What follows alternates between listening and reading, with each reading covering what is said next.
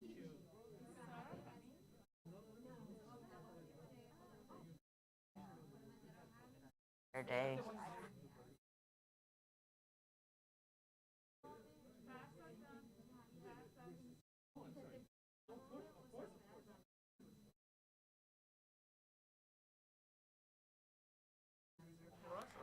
Yes, yes, yes, for you.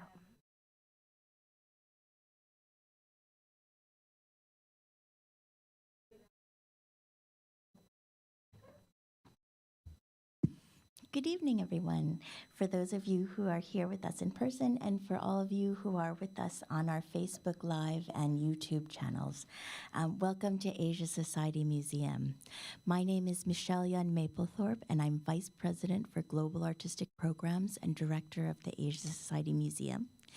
And it's my great pleasure to welcome you to Dialogues in the Diaspora, a conversation with artists Bahar Behbahani and Farsad Labbouf about their respective practices and their experiences working in the diaspora. This exhibition has been organized in conjunction with our recent exhibition, Rebel, Jester, Mystic, Poet, Contemporary Persians from the Mohammed Afkhami Collection, which was on view through May 8th. And it was curated by Dr. Fareshta Daftari. If you were not able to see the show while it was up, I encourage you to check out the archive on our exhibition website. There's images, related programs, archives, and then also a virtual tour that you can see the works that were on view. And these are all accessible on our website. So looking ahead, before we start our program this evening, I'm very pleased to share that we'll be hosting two wonderful exhibitions this summer that will open on June 15th.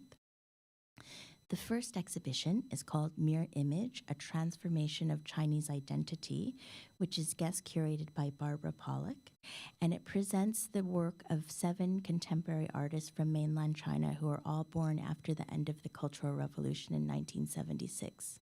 And so it's the first time that, this generation of artists who were all born as part of the one-child policy is living in this kind of new China and a globalized society. And so it's really charting the cultural, political, and social economic changes that are going on in the country since the end of the Cultural Revolution. So I encourage you to check that out. And then we also have Visionary Legacies, a tribute to Harold J. Newman.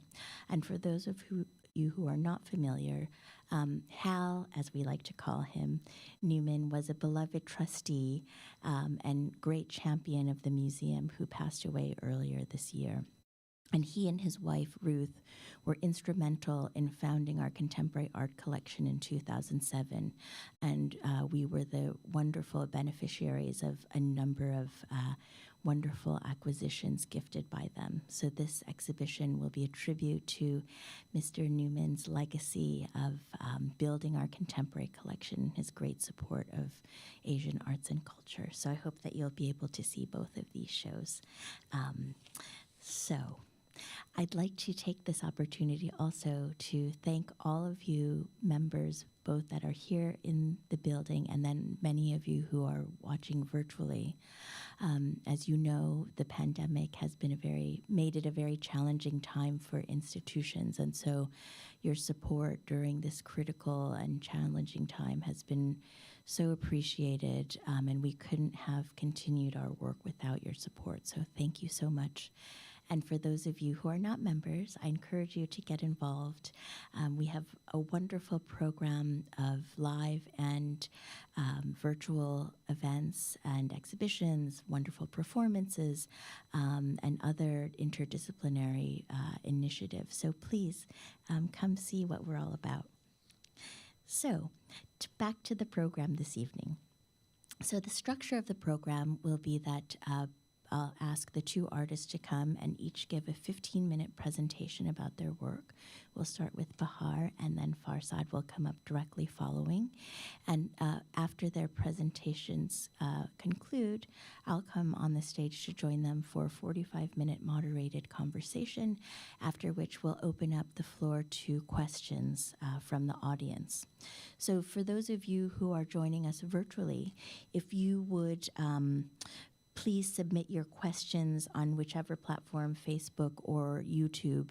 My colleagues will be sending me your questions through my phone, and so I can address those to the artists at that time. So it's now my honor to introduce our guest speakers this evening. First, I will be speaking about Bahar Behbahani, who is a painter, collaborator, educator, and a hospitable instigator. She was born and raised in Iran and currently lives and works in New York City. Behbahani's multi-layered work explores the complexities of memory, loss, adaptation, and a fundamental search for a sense of place. The artist's community-oriented installation, I Can Drink Stars, was featured in the 2019 Lahore Biennale and was subsequently installed as public art in Lahore, Pakistan.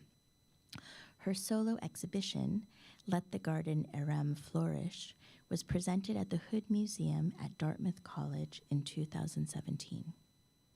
Her multidisciplinary series, Garden Coup, has been shown at the Thomas Urban Gallery in New York and the Shanghai Biennale in 2016. Behbahani's work has also been featured in the Moscow Biennale in 2017, the Sydney Biennale in 2012, the Sharjah Biennale in 2011, and at the Eli and Edith Broad Art Museum at the Michigan State University and the Tribeca Film Festival, among many other venues. Behbahani has received a Creative Capital Award in 2019 and the Joan Mitchell Foundation Painters and Sculptors Grant in 2020. We had the privilege of collaborating with Bahar this spring on a wonderful commission, Mother River, that I encourage you to check out online on our website. So our second speaker this evening is Farsad Labeouf. He's a multidisciplinary Iranian artist living and working in the New York area. Best known for his linear figurative paintings, Labeouf immigrated to the United States at the age of 13. He received his Bachelor of Fine Arts, followed by a second degree in industrial design from the Rhode Island School of Design. The origins of Labeouf's work lie in figurative expressionism, a style he practiced for more than 2 decades, leading to the creation of his linear figurative style. His paintings, as well as his ongoing sewing series, are inspired by studies in quantum physics and a reverence for ideas of unity and monism. Labeouf began exploring these ideas during his first visit back to his native country of Iran after 22 years ago. His works have been featured in more than 60 group shows across the globe at venues such as Ex Aron, Pescara, Italy, Jersey City Museum, New Jersey, the Leslie Lohman Museum of Art in New York, and the Saatchi Gallery in London. Additionally, he's had solo exhibitions in Amsterdam, Boston, New York, and Tehran. Labeouf's works can be found in numerous public and private collections, including the Karsten de Boer Collection, the Lee Sang-bong Collection, Mohammed Afkhami Collection, the Newark Museum of Art, Saatchi Gallery, and the Salsali Private Museum, among others. His work is currently represented by Roya Khadavi Projects in New York and Etimet Gallery in Tehran. And we're very privileged to have Roya Khadavi here this evening with us. Thank you, Roya, for being instrumental in making this conversation possible. It's a wonderful collaboration. So, on to the exciting part of the program. Please join me in welcoming Bahar Behbahani to the stage for the first presentation. Thank you.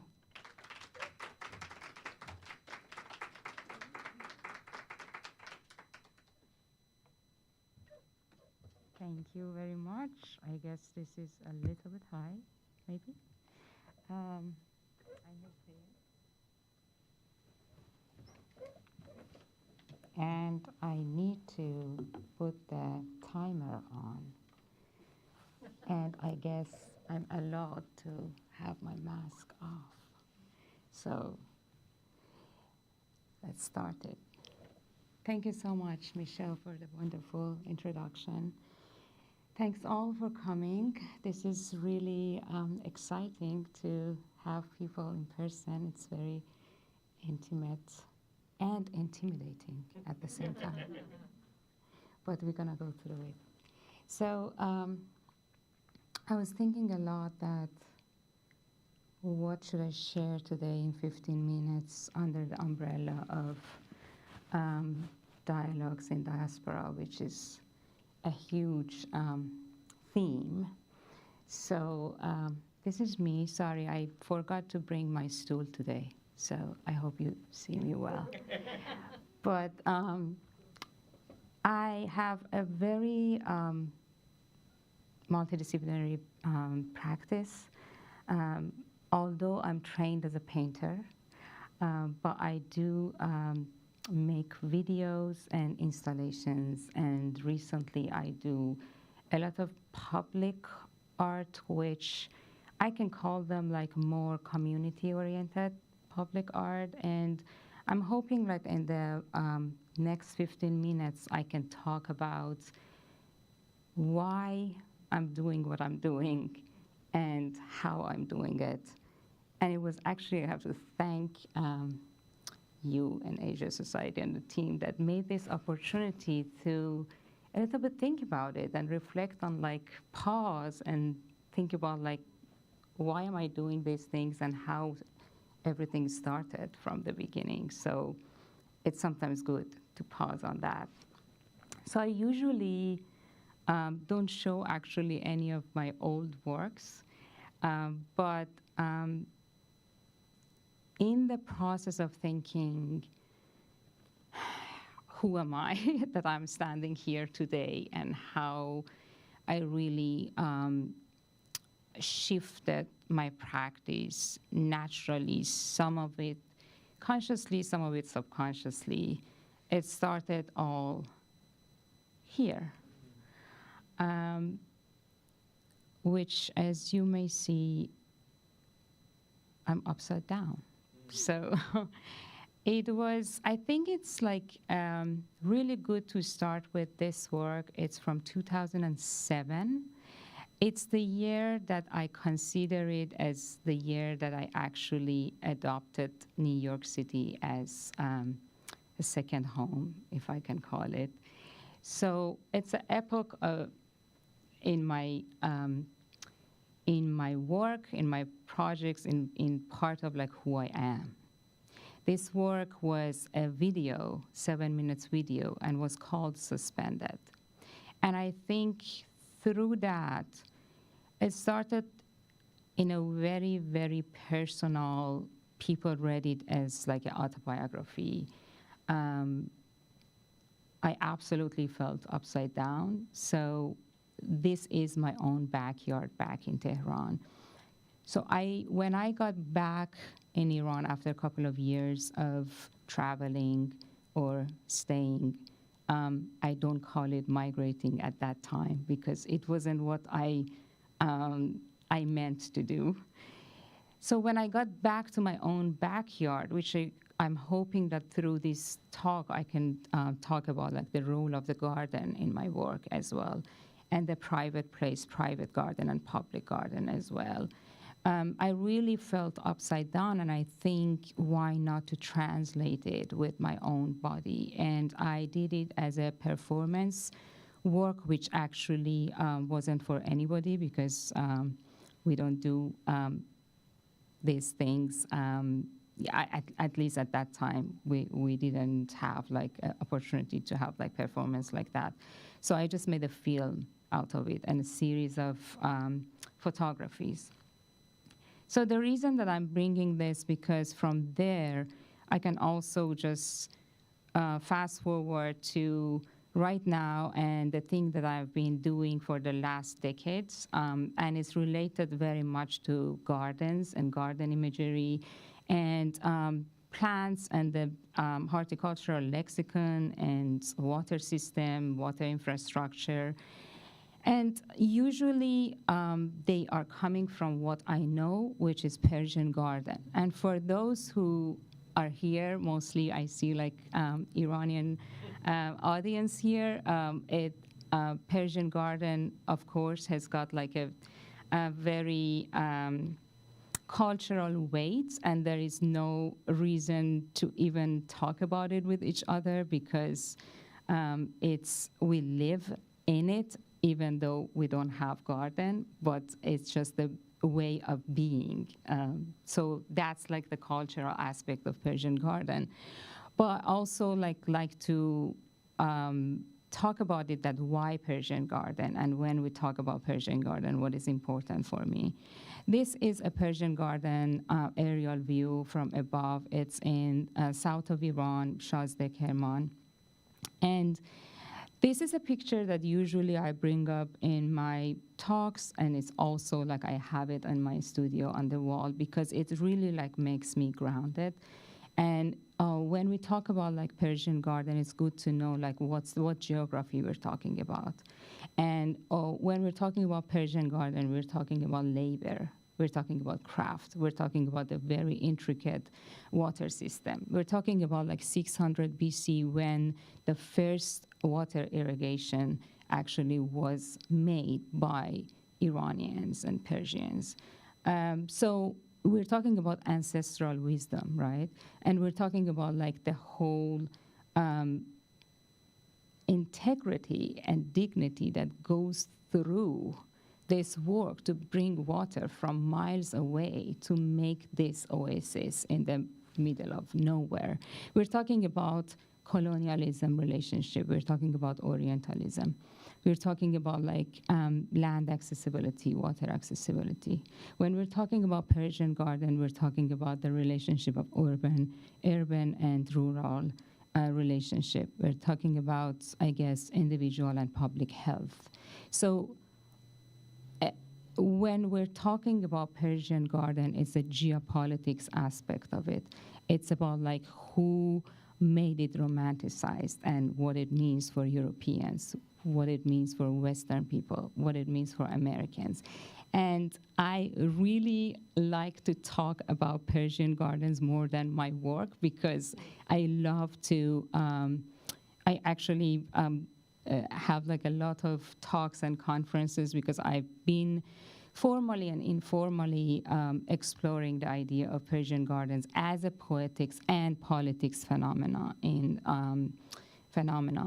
the world, and how particularly plays a political role when it comes to the international political affairs. So I just keep that for another conference that hopefully maybe Asia Society will bring it up.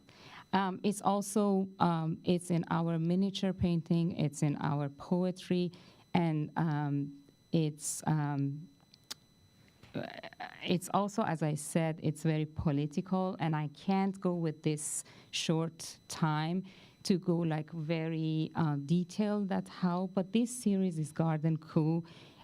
Series is my paintings that is related to this American scholar, Donald Wilbur, who was in Princeton, and when I was in university, I was studying him.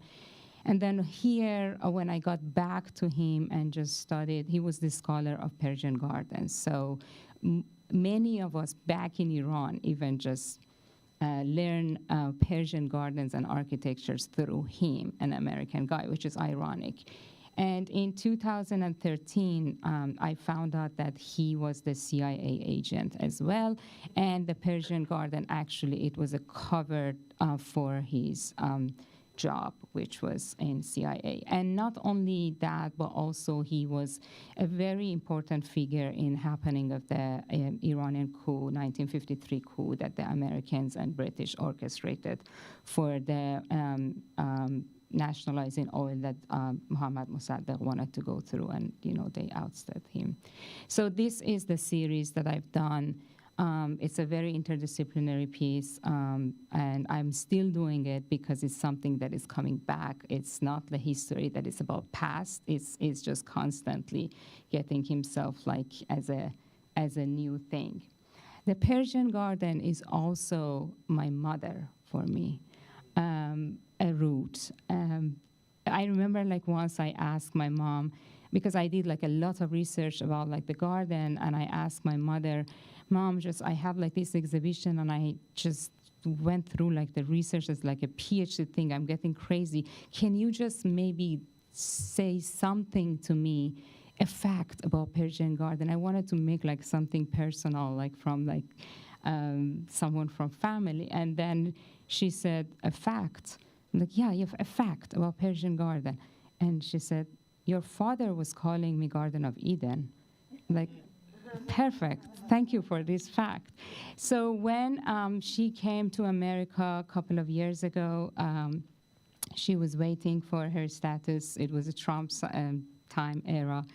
And she was passing the time, she was crocheting a lot. And while she was crocheting, I was drawing. And at some point, I realized that we are doing the same thing. And I started this series that is called Immigrant Flora.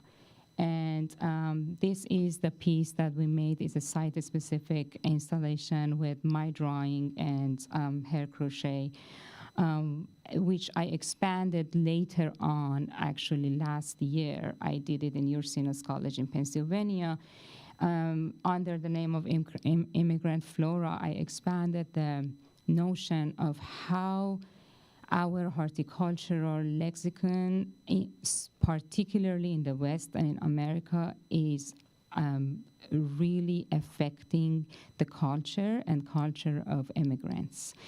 And the very simple example of it is when we call things native, non-native, and invasive plants, and how they are associated sometimes. So I've been doing like a lot of projects that I'm bringing many other collaborators and community members, and I'm asking like, what is native plants for them? And that is something that this actually ended up with a huge mural within the Berman Museum that I brought like other issues around the commerce of the plants and the export, import, the Silk Road, the lapis lazuli that comes from Afghanistan, and how I made the whole mural with the lapis lazuli. And we were working with the students and the faculties that they weren't like from art department, they were from other disciplines to just talk about these issues. And this is the Berman Museum. This is actually very important that at the end it was, this piece is in the museum, and it was part of the ecosystem of Ursinus and of Pennsylvania, but was talking about other native plants, which was like also turmeric and other plants from South Asia or like other part of the world. So I'm pushing like the idea that what is these notions about native, global, transnational, transcultural, and how we can just really like interplay with all these. And as you see, like my feet is on the ground, so it seems like I'm not that upside down anymore. And I think the reason that I'm more, my feet more on the ground now, because I think I've found kind of like the solution for myself working within the community. And when I'm talking about community, a very particular community, I like to work with marginalized community, with people of color, with the immigrants. And I'm talking more and more about the stories that they are invisible. And in this particular work, it was in the Bronx at the Wave Hill Garden, where I was asked to work around Hudson River. And speaking about river, because the work that I also did for Asian Society is about 8 rivers. And I like to expand this in our conversation, because we don't have that much time here, that how I see that rivers are connected with each other, how the rivers that they separate us, they also connect us. And when they ask me to work about Hudson River, I actually thought about like how much I have memory from Hudson River. And I found out that I don't have any memory from Hudson River, so I have to go to the community and ask what's their memory. And from there, I found out that nobody had memory from Hudson River. And then I realized that everybody came from another river. So the whole project ended up to be about 8 rivers that I thought like we are all connected. My time is ticking, so I just saying that All Water Has a Perfect Memory was the title of the work that is drawn from Toni Morrison's essay. We can also talk about like this piece that I expanded in Lahore. It's again about the politics and the spiritual weight of the river, Ravi River, who India and Pakistan, they share this river, part of Indus River, that is also like it's part of my Asia Society mother river, if you just look at it. So that's another collaboration that I like to expand the ideas in our conversation, that how something hyper-local can be transnational and can be global, and how we can just play back and forth between these, and how we can give the voice to the local artisans, to the local scientists, to the local researchers, and to the local people. And what I have practiced in the last years, which I also, again, like to hear from you, dear Michelle and Farsad, and talk about that, is like how I a little bit reduce the hierarchy aspect of being an artist and just see like how we can work in a rhizomatic way, from the research to the execution to the community-oriented work. And this is the piece that eventually got in Lahore, and it was in collaboration actually with the irrigation department in Punjab, which it was the ultimate challenge because I was working with government, with the engineers, and with artisans, and in a place that it's got its own challenges, so we can talk about it later. This work that I hopefully, I'm hoping that you go online and then you look at them. Mother River, again, it's about a series of rivers that I actually was thinking that how can I make a work that during the pandemic it still can be something for the community, but we can't come in person together, unlike today that I'm happy that I'm here. But this work came to birth when I thought, so we can just meditate on some rivers, and the idea of like tributing to some rivers that they are affected by coal mining. And each river has is 1 minute, and it was really a joyful and thoughtful and mindful collaboration with musicians and with Magic Shaybal, who wrote the music for each piece in a way that he responded to the way that I draw, and I monoprinted and I make the rivers videos. And the theater artist Tara Ahmadinejad, who had a voiceover with these poetries that we all came together. These are 8 female poets. That is also, we can talk about it later. Now I want to invite you and end my talk to watch 1 minute and meditate on Rancheria River in Colombia. Thank you.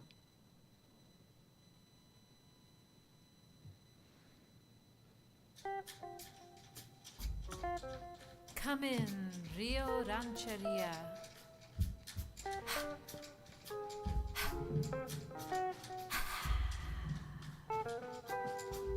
Welcome. What's the weather today?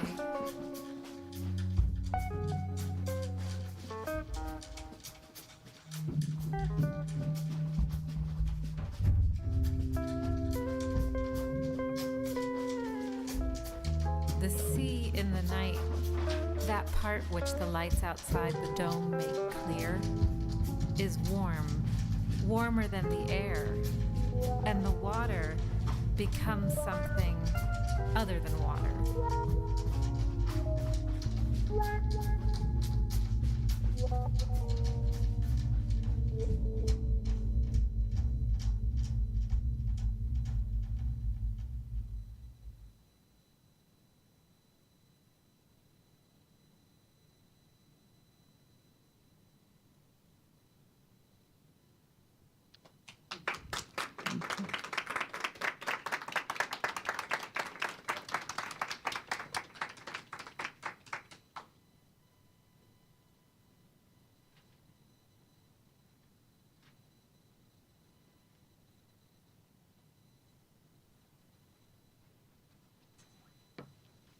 Hello, everyone. I'm Farsad. Before I start, bravo Baharjan for that powerful presentation, and my gratitude to Michelle Yun from Asia Society, as well as Roya Khajavi for organizing this program. I want to go a little bit, even though Michelle read our biographies, I would like to go a little bit back in time before I start my work. To talk about my work, excuse me. I was born in Tehran and lived there for about 13 years, the first 13 years of my life. Had started painting in Iran and continued doing that, as well as making sculptures during my time in Rhode Island School of Design, where I studied industrial design as well as fine arts.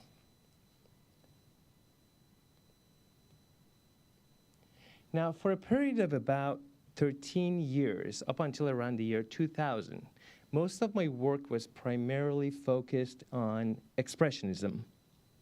Very raw, very emotive.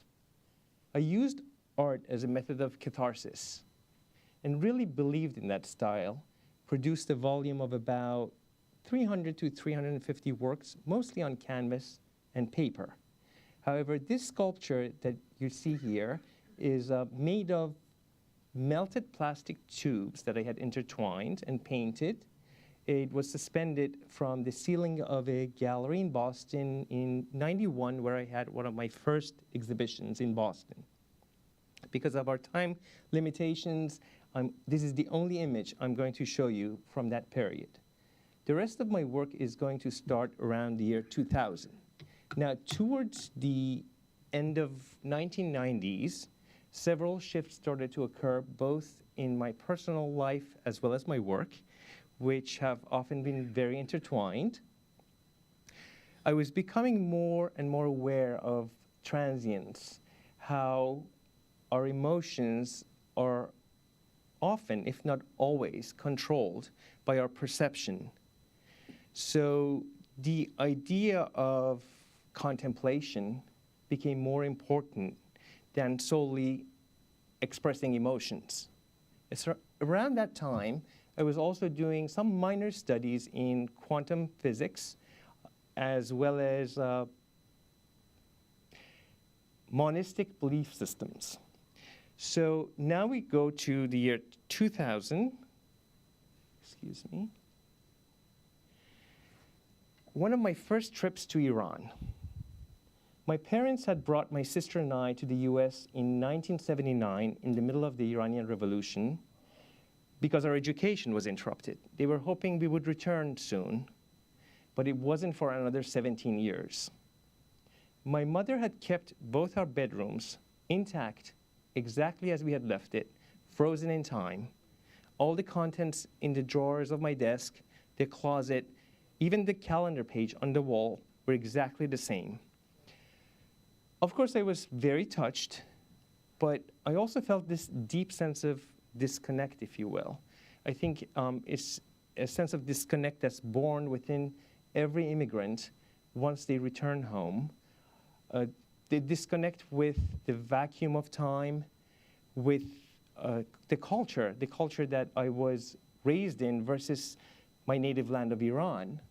So to kind of make peace with that, I started to pull out the materials from the drawers and just sit with them. Childhood drawings, images from school books, postcards, and cut them apart.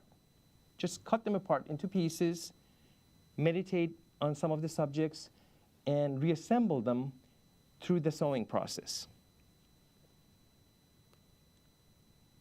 It was more of a physical act, if you will, a ritual. In retrospect, perhaps it was a metaphor for my body being torn away from the land. I was making these without really much formal concern for precision. Like I said, it was the act that was more important than the end product. Moving content around, cut out some images, and worked with some of the materials I had also brought back with me from the West, airline magazines, brochures. So this grew to be a series of 7 pieces that were all made during that trip.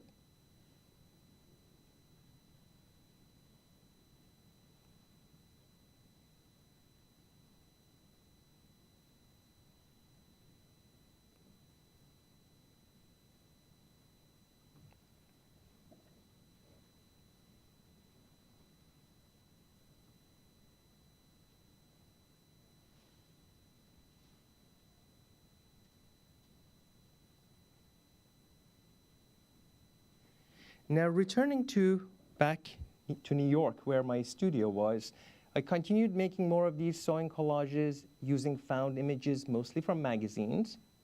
Most of my, the images were from magazines. I was assembling them, but I was also exploring different means of connection. I was using sewing. My studio was on West 38th Street in the Garment District of New York, so I had great access to different sewing supplies, different size needles, embroidery floss, threads, but also exploring, like I said, different means of connecting. In this particular piece, there is some sewing, but I had also used staples, safety pins, if I recall correctly, and some ribbons to make one whole unit out of all these images. It was a great time of exploration. I was sewing different things together, like chunks of paint to the canvas.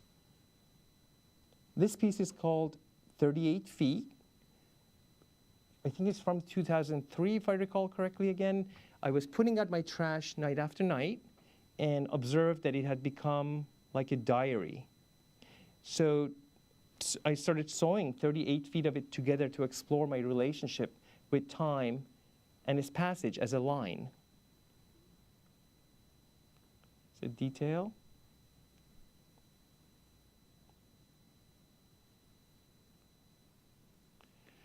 This piece was called the Zip Tie Project, where I explored random connectivity and its relationship to organic growth patterns. It was an installation on the wall of the Jersey City Museum.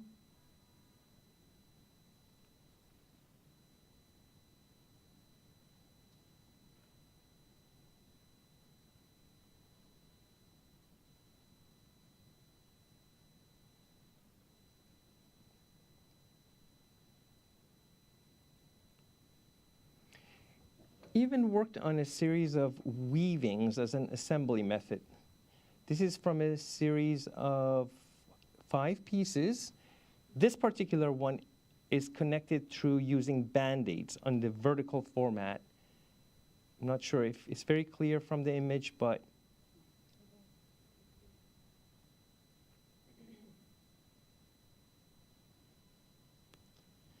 I had a problem with that. The idea of anything using glue suggested too much permanence.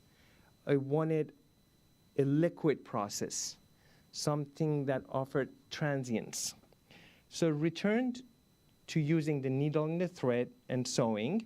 It's a page of a magazine that I had painted over, cut into small squares, and sewed together to create this kind of liquid, loose image through a grid system, again, a loose grid system in the center.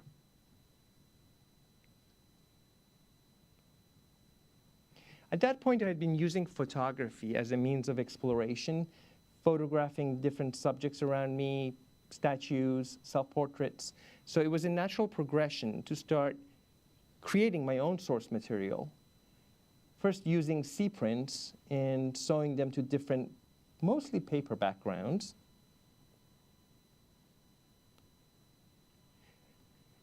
But I wanted the work to have some kind of support, a strong support.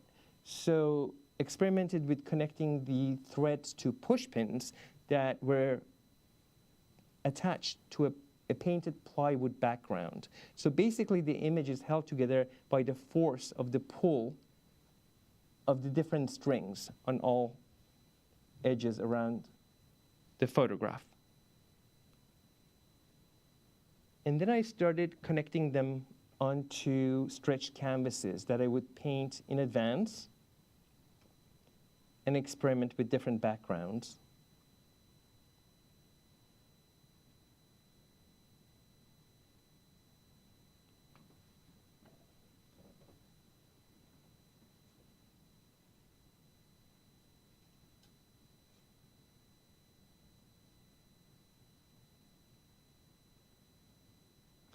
As for the prints themselves, I started using archival inkjet prints with very matte finishes. To give you an idea of scale, this is about 78 by 34 inches.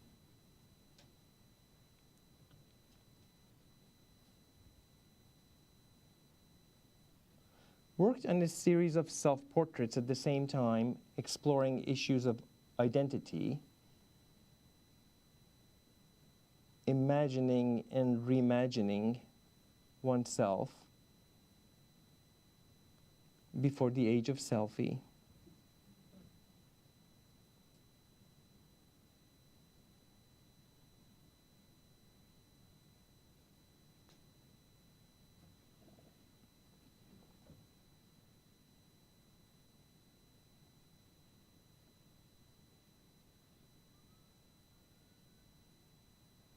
So it's around this time that I visited Centrale Montemartini, the first electric plant in Rome, which was housing a large collection of classical statues from the Capitoline Museum. Photographed a number of the statues in parts, and when I came back to New York in my studio, started assembling them in the same manner.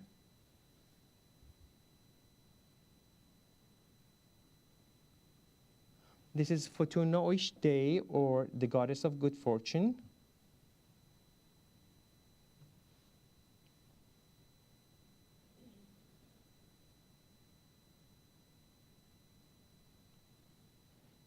And that is Jupiter. All assembled the same way the canvas was painted in advance, and the lines are very spontaneous, the sewing is spontaneous. Now, this series remained incomplete. I captured all the images in 2001, but did not complete the series until 2020. The pandemic was actually a great opportunity to return and complete these works. This is the first piece I assembled after that gap of time. It's the study of the warrior, or I like to call it half warrior. As you see, the colors have become more vibrant, reflecting my painting palette of the time. Now, because of our time concerns, I'm not going to get into too much detail about the relationship between the sewing patterns and their subjects, but I will mention some notes. The radial bursts on some of these are partially inspired by the Roman sun god, Sol Invictus.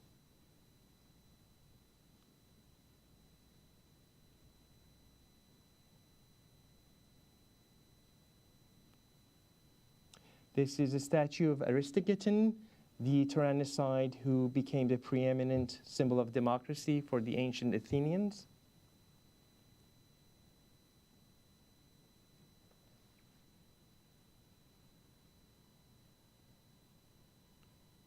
And here we have the full warrior, which was a study in volume and space, both literally and metaphorically.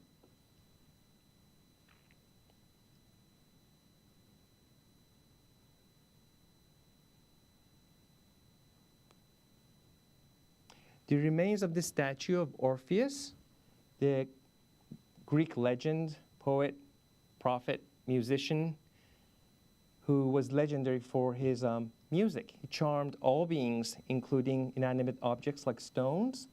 So I'm not sure if it's very clear in the image, but the central sewing pattern is loosely inspired by musical sound waves.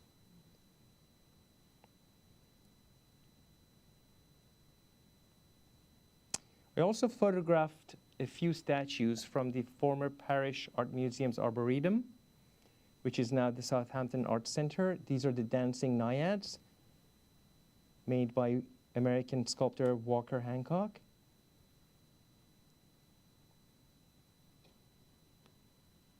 As well as Commodus, son of Marcus Aurelius, from the same garden.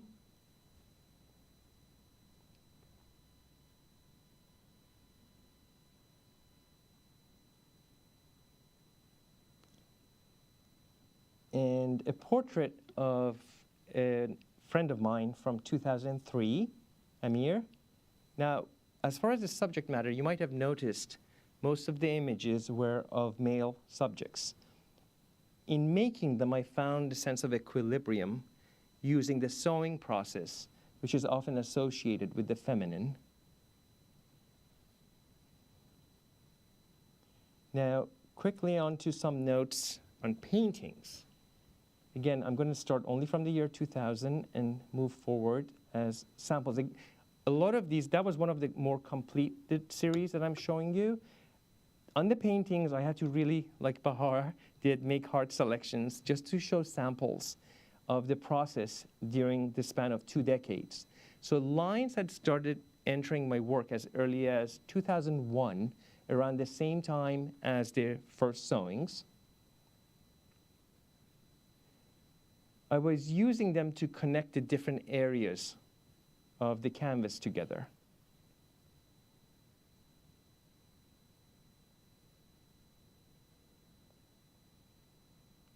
As well as some of the content on the canvas.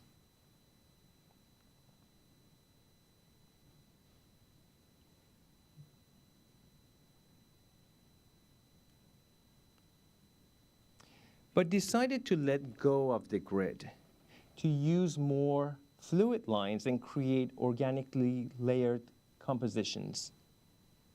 I wanted to build a vocabulary or a visual language to communicate some of the ideas I was contemplating, regardless of the subject matter of the painting.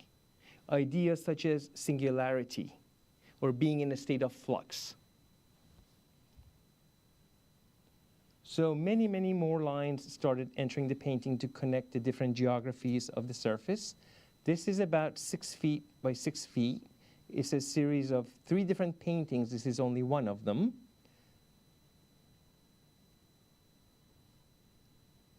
Again, from early 2000s, 2004, I believe. But just like the sewings, I decided to reduce my content, to just focus on building this language. So in addition to that, I also reduced the layering of the lines. The reason for that being, I wanted a see-through subject. I wanted the space around him, behind him, and the front to be integrated into the actual subject, hence merging the foreground with the background. These are only 2 examples of those earlier, smaller portraits. You can see in the lines the history of my expressionism. They're very raw. So for a period of, just to focus and build that language, for a period of 10 years, I only painted portraits. Gradually refined the lines and even broke them down into tiny little pieces that I like to call particles, studying light and shadow as well as color. These are oil on canvas.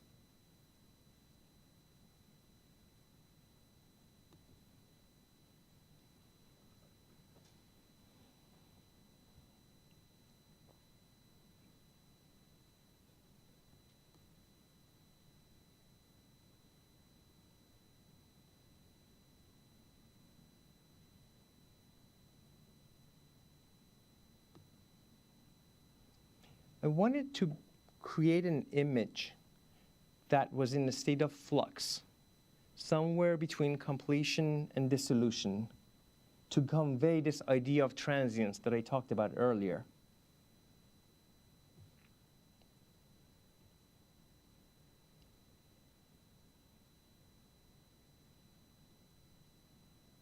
Some of these are quite large.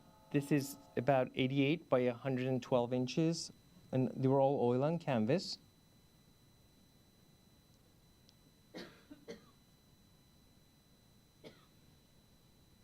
Took about a year and a half to paint. I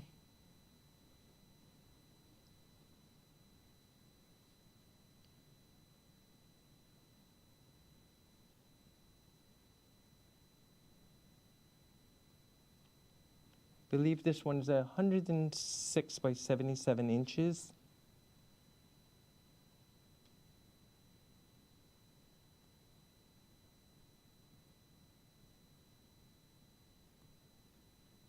And a portrait of my father, Baba, is 96 by 77 inches.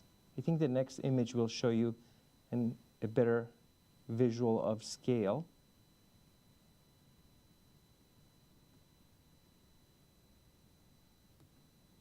This is from an exhibition at Aran Gallery in Tehran from 2010.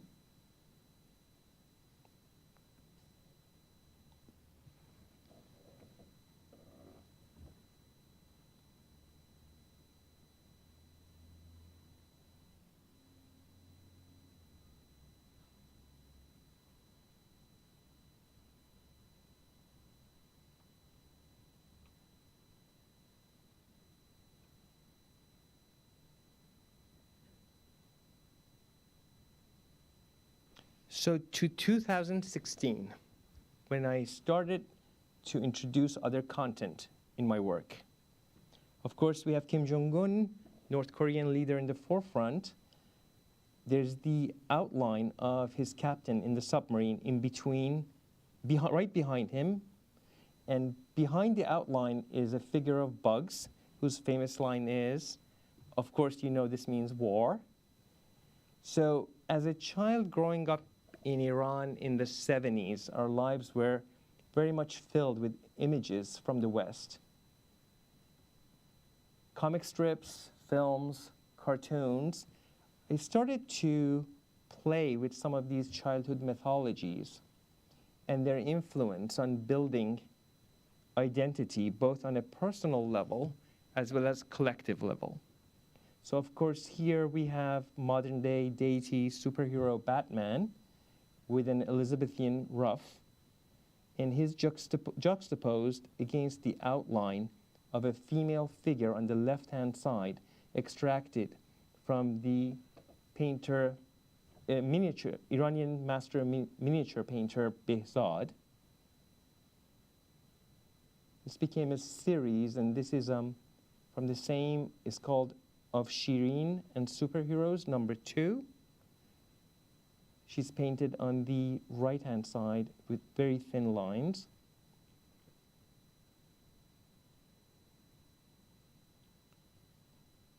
Same theme follows in this work. It's a diptych. It's called From Well to Well.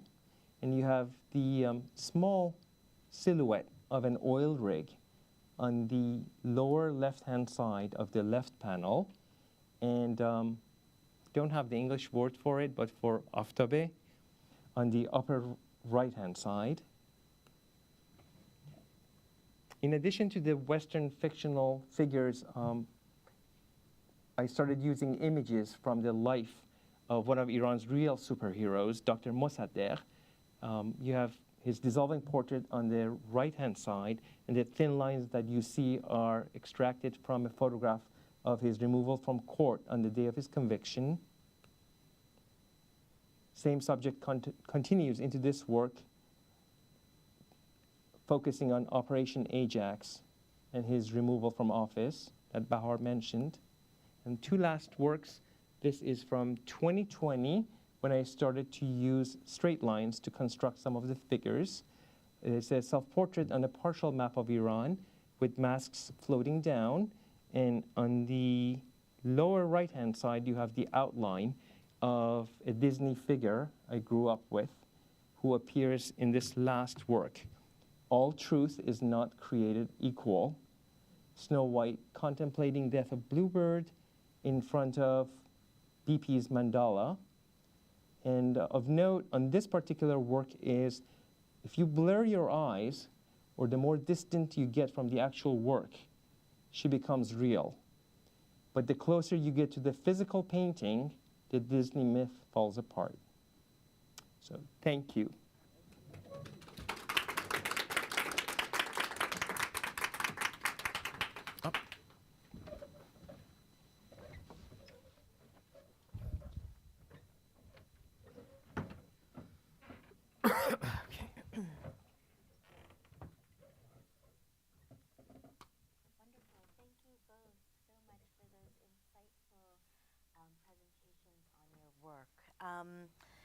Two points that really kind of jumped out at me listening to you both is this idea of connection and transience. And I think that's a confluence of both of your practices that maybe we can use as a jumping off point. Thinking about the idea of connection with rivers from your perspective, Bahar, and then with sewing and string, and this idea also with both of these of this idea of transience and impermanence. So as the river is flowing, it's constantly shifting and morphing, and so it's not static. And then with your idea of not wanting too much of permanence in your collage work, you know, thinking about the string that can be very malleable depending on how taut or loose you want to pull it and how you want to manipulate it. So maybe if we could start with these two ideas of connection and transience, we could elaborate a little bit and see how we can come together. Yeah. You want to go? Okay. Are microphones working? Yes, I they are. think They so. are. They are. Yeah. They are.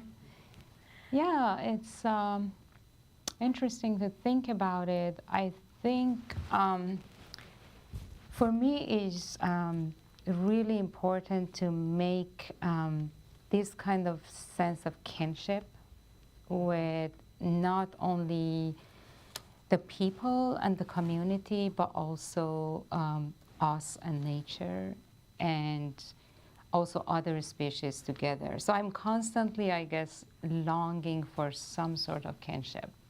So everything that I do is not because I know what I'm doing. It's mostly because I'm looking for kind of like a solution. It's when we're talking about like climate, when we're talking about environmental justice, when we're talking about like climate exile, all these is just moving, right? We're talking about like how everybody is just moving for something else. And I think maybe as a visual artist first, because it's my identity, I'm always thinking like, what is the solution that I can make this not only more visible, but more translatable, and some sort of like making a space to hold that space for everybody to come and just talk about these things. So that aspect of, again, like this kinship that is only comes, I think it only can come when the works are not complete. Because when you offer something that you as an artist think is complete, I feel like you already just closed the conversation. Do you really feel that way? Though? Do you feel that? Because for me, I feel like the paintings never end.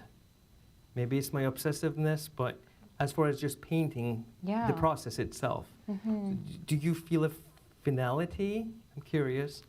I don't want to finish anything because I think if I don't finish, people and other species also, they all can come and just contribute something. Right. So I think that's why maybe even like as a painter, I have a little bit problematic relationship with my own as a painter, because when we say it ends, it was something that we got trained, and what we call it today as the contemporary way that of being in the injustice, climate, and all these catastrophic things, I kind of like, not only I don't know how to finish things, but also I don't think that's the solution. And sometimes I feel like, who am I to finish an idea and put there and just say like, this is it, just come and see.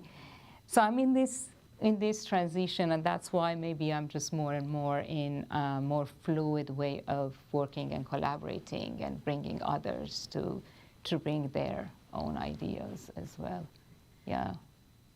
And for both of you, because you are both diasporic artists, based in New York, and there are definitely affinities through your art-making practices of tapping into your cultural roots, tapping into the rich history of Iran, both formally through the arts, but also its socio-political history.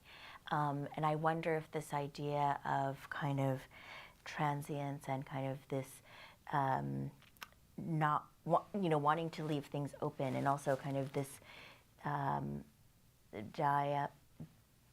this dialogue between the individual and the self and the collective or the community, how does that relate to your own personal experiences of kind of being other, being in this third space? I would be curious to hear how that then translates through kind of how you were both describing both your working process, but also your subject matter, and how your work,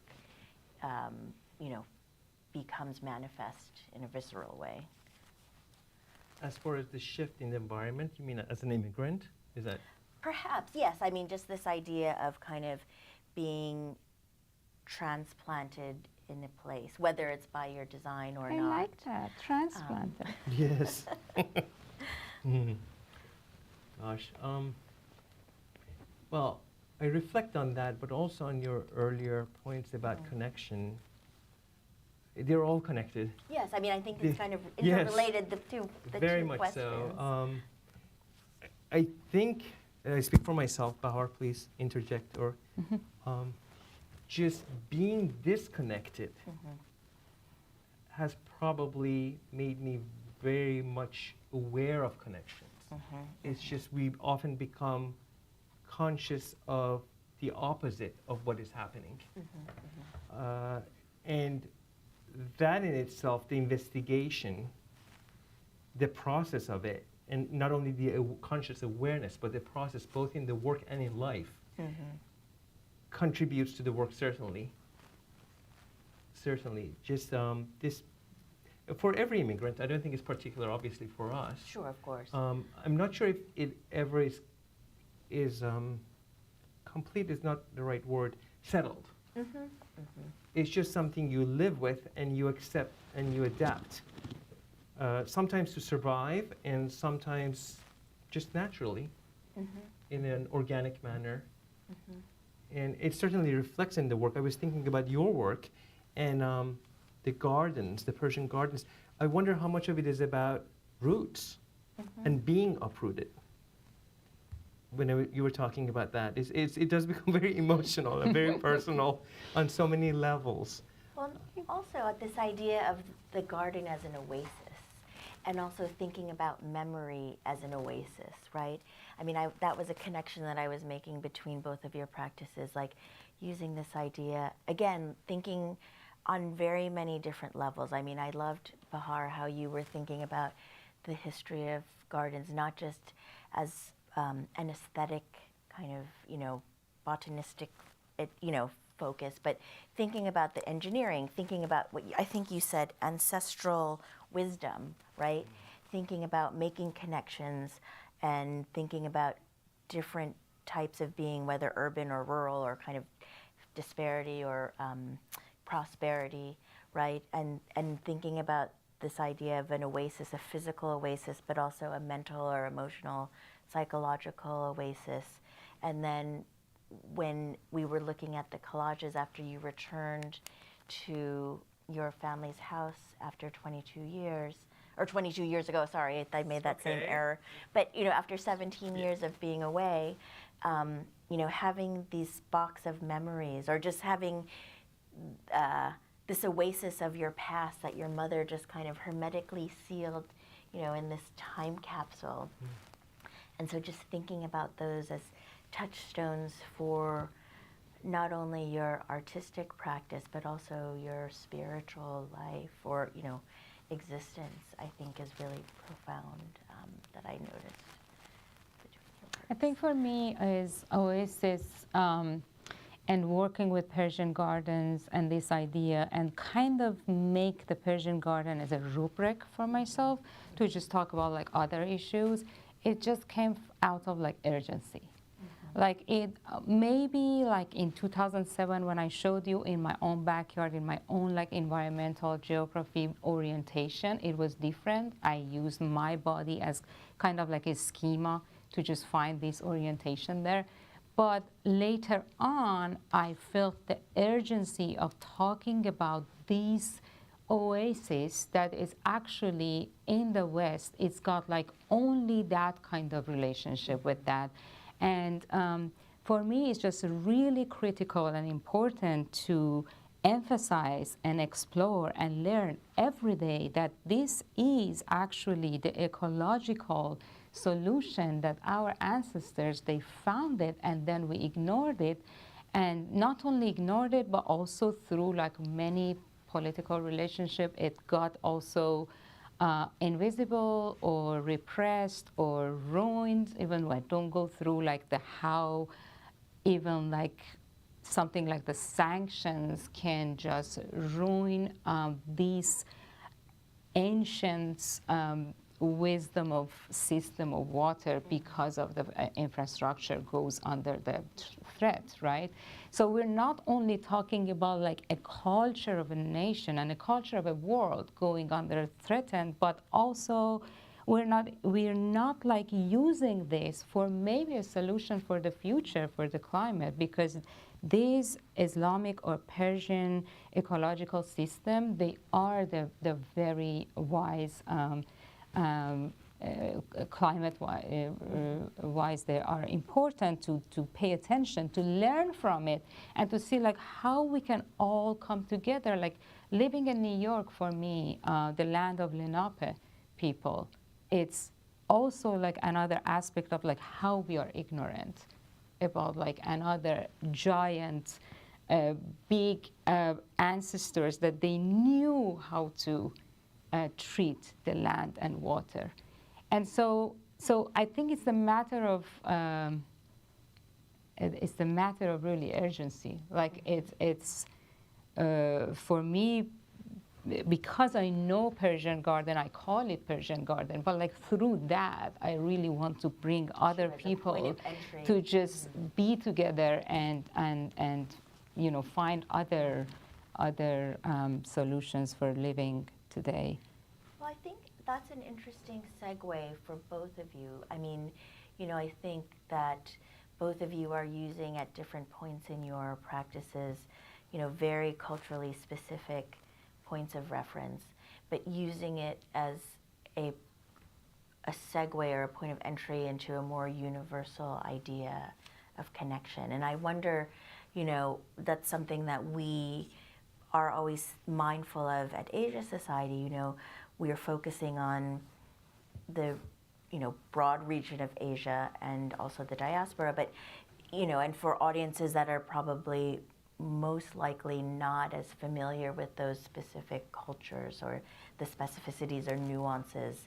I mean, and that's part, you know, that's a major mission for us, is to educate and to bring light to, you know, the wondrous aspects of these cultures. But I think it's also a challenge, because how do you really, in a thoughtful way, show those nuances, or, you know, how can you really speak meaningfully to audiences who don't know the cultural specificities. And I wonder, because both of you use aspects of that in your work, how do you deal with that kind of transposition maybe of, you know, using something that might be more culturally specific and then opening it up so that there's a more broad understanding? Or is that important? Is that not as much of a priority? And it's more just for your personal connection and in the imagery that it can, you know, open up. To speak to a larger audience, I mean? Yeah, I mean, for example, you know, I would say that probably most Americans are not so familiar with the history of Persian gardens, for example. But if you were in Iran, it would probably be, you know, a much different understanding. So just thinking kind of cross-culturally with both of the kind of, you know, more cultural specificities that you're bringing into your work, how do you feel that you need to interpret that in a different way, being in New York or being in the West, rather than being in Iran or in the Middle East or in Europe, for example, or, you know, as a counterpoint, or, you know, you were in Lahore. So how does your work translate transculturally, and do you feel that there are different nuances and emphases, and does that matter, or can it exist as it is? You want to go? I don't start from there. It does matter, but I think if you focus on, sometimes for me, again, mostly with paintings, on the formal aspects of the work, of course the subject matter does matter, but the integration of both the elements of the content as well as, for example, the color or the way it's made, I think that personally, the goal for me is to reach out outside of a present audience, to travel in time, hopefully. Even though the content is matter, again, this is specifically in reference to my own work, content does matter, but I would like the work to be able to speak to bigger truths, if you will, than specific problems in time or in history. So even though I do use the theme of Dr. Mossadegh in his removal from office in '53 by the CIA in England, I would like the work to speak outside of that to a bigger truth in time. Even the portraits, to me, they're not just portraits. They're about a moment in time, an existence outside of the geography of Iran or the subject matter of who I actually painted. Again, that's in reference to my own work. So, Bahar? Yeah, I think maybe there is a reason they called me a hospitable instigator. For me, is the most important is like making something that is inviting. That is inviting. The beauty is really important for me. So I go from there. I start from there. And the rest is really just depends on how we interact with each other, how much we are open to other ideas, how much I make the environment ready and, again, more inviting to be able to open up other issues or other. And also, like, my work is easier because everybody knows plants. So I don't care if nobody knows about like Persian gardens. I speak plants. And I think everybody just has got some sort of, you know, experience with plants. And then from there, I go through like other issues, if either like political or like socially problematic or things that they are critical for me. Something else that came to my mind is like being Iranian, not necessarily always going back to a very particular characteristic or a tradition that is so obvious or manifesting in some sort of embodying in like a physicality of it. But like I think like being poetic, being ambiguous, is being Iranian. And that's kind of like a universal thing.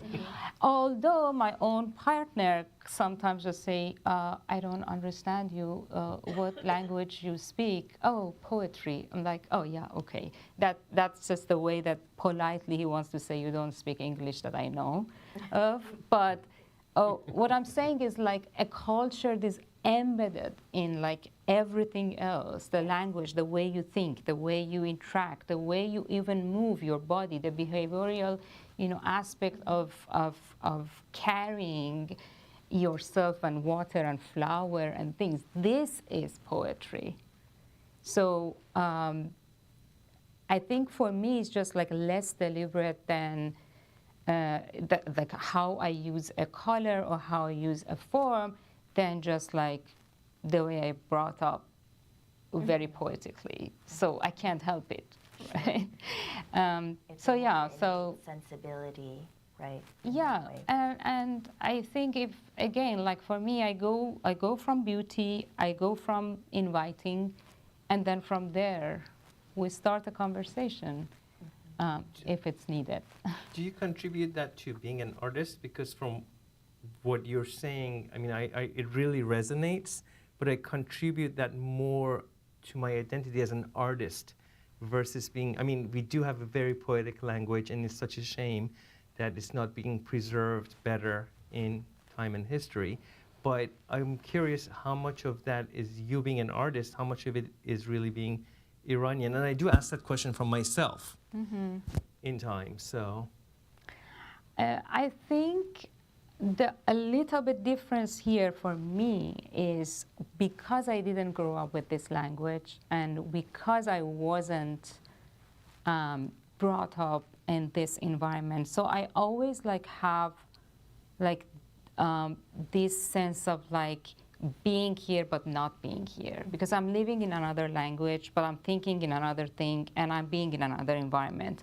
And I'm constantly translating each other to each other, but it's not only about the language, but also the custom. Again, like everything that I do, even like the brush that I take is, I feel like it's not separable from like what I knew from myself, the way that I grew up, like the manner of consumerism, the manner of like we grew up and brought up as artists in Iran, that we only had like one kind of brush. Like these things, they are so imprinted. If you grew up in the war during the revolution, it's just, again, it's different. And I think it's a privilege.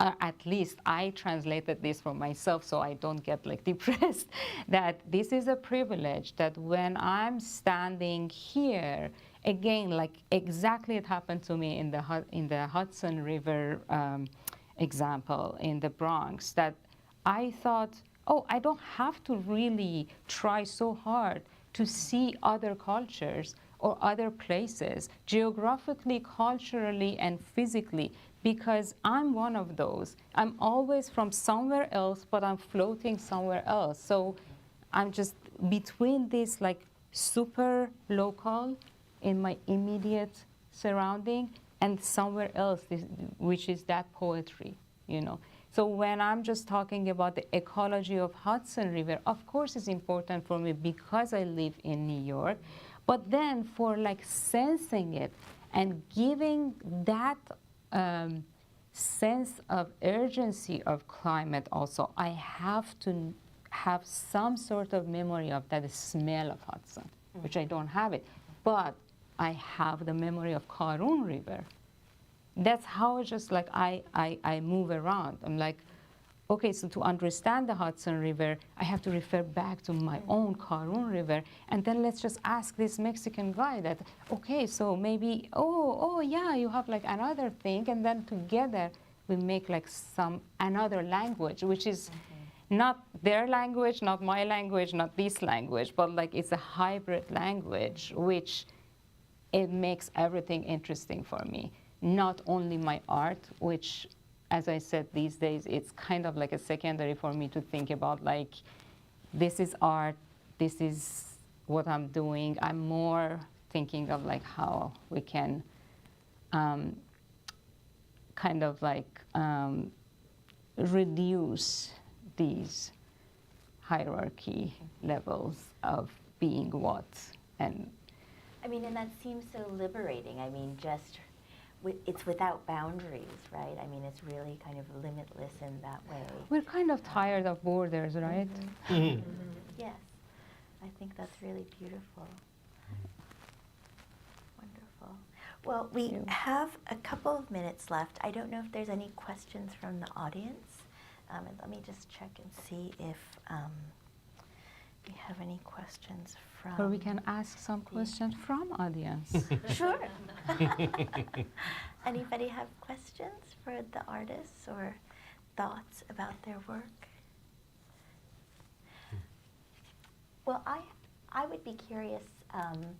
Oh, go ahead, Rachel. First, I want to thank you both for your generosity and sharing so much.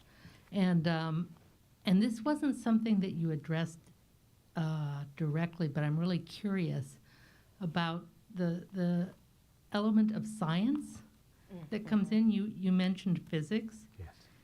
And you've mentioned solutions several times, and I think talking about climate change. And I'm just wondering, and there's such a creative aspect to science, to how people come up with solutions. So I'm just wondering if there's if just your ruminations on the ideas of how that has affected you in your work and what that dynamic might be. It's a great question. Thank you. I did talk about science earlier. Yes, it did deeply affect my work. Just minor studies again, in physics, in particular quantum physics, ideas such as string theory, and learning about that even, and what that does to my perception and how I conceive the world, and how I use that in my work. I mean, it immensely affected my work, I would say. And it is a very creative, broad view of the world, which can be interpreted in many, many different ways. I am just using only one interpretation of that. I think, like Bahar's systems of the water passageways in Iran Qanat that we have, those were based on architecture and a lot of history and mathematical. Those are the waterways that connect. I'm not sure what's the English word for it, to irrigation, basically, to an old, ancient, you said 600 years old, is that correct? It's 600 BC. Was 600 the first, BC, gosh, yes. So certainly there's a relationship, not only in the poetry of it, but also in the literal mathematical conception of those ideas. Yeah, absolutely. What can I add to this? Definitely, I'm getting more and more interested with collaboration with scientists, biologists, botanists, other disciplines. I think not only just because science can help art or art can help science. I think, again, it's on all these borders that we're trying to, the intersection of all these take us somewhere. So, and that's why I'm more and more, when I'm sitting in my studio, I'm like, no, that's not enough. I have to just bring some others. And in this brainstorming, things just happening for me. And another thing is maybe because I'm not a scientist and nobody in my family, everybody was, has been artists. So I'm always like also longing for this relationship with scientists, and I truly believe that we can help each other. And it's been happening through my collaboration in irrigation department in Lahore, but also in Ursinus College, that I particularly work with biologists, environmental study people, and also, you know, all these engineers. We have things for each other from our own angles that is definitely, it's liberating, and it takes us, I guess, to a better place than just this isolated way. I don't believe in any discipline. This kind of like being so expert and a specialist, it's so Western. And again, like in the East and in the old Persia, like they were all together. Like a philosopher was a mathematician was a botanist. Like it was so merging with each other that I think we lost it in the cost of capitalism and becoming the education system and universities and all that. It's another story, but yeah. Well, I have one final question from somebody online, and so it's for both of you. And so the question is, do you feel an increasing sense of nostalgia for your Persian heritage as you, continue to work in your practice and to continue to live in New York over time? Absolutely. Outside of, I believe personally, outside of being an artist, I think just traveling through time and being, as time goes by, more and more physically away from the geography and the culture and the language and the Persian garden. Every time she says Persian garden, I think of the smell of hyacinths, which is this plant we use, a flower we use for Nowruz. And it is in my mind, these just, like you said, nuances, intricate details of life.